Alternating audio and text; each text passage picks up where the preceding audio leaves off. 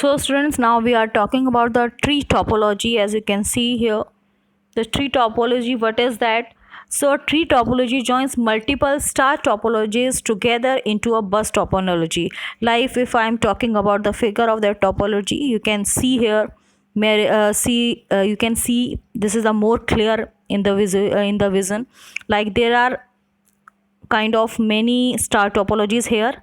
These all connected with the central hub, as we have already learned about this. Like it is in bus topology. So it is a combination of star topology and the bus topology. Like you can see here are some central hubs over there, like 1 2 3, if you are seeing this figure, and it is all connected with that central hub which used in the bus topology. So it is a basically the combination of two if I'm going through with the topic, tree topology joins multiple star topologies together into a bus.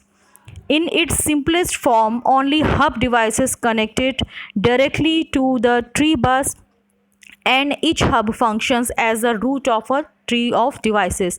In this topology, the number of star networks are connected using bus. This main cable seems like a main stem of a tree and other star networks as the branches. It is also called expanded star topology. As you can see in the figure, it is some expansion of the star topology. That is why we can also say that expanded star topology. What is the advantages of that topology? This kind of topology allow for easy expansion of an existing network. So it could be a more easy if it comes to the expansion of any topology. Like you can see the figure, there are many hubs, central hub over there, 1 2 3, which all are connected with the same cable. So when this cable expands, there are more connection could be established over there.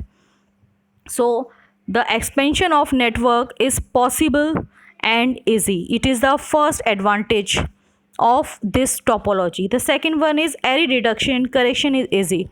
Like it is all established with the central hub in many areas. So it could be much more it could be more easy when it comes to the reduction of any error or correction. If one segment is damaged, other segment are not affected. So that is the other advantage of this topology. If one segment, this one, if one segment is damaged, other segments are not affected.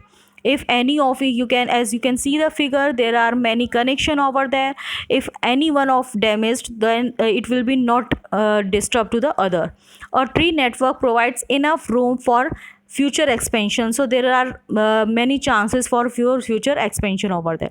What are the disadvantages of this tree topologies? With increase in size beyond a point, the management becomes difficult. Like you can see there are many connections established between them, so it would be much difficult when it comes to the management with the different nodes.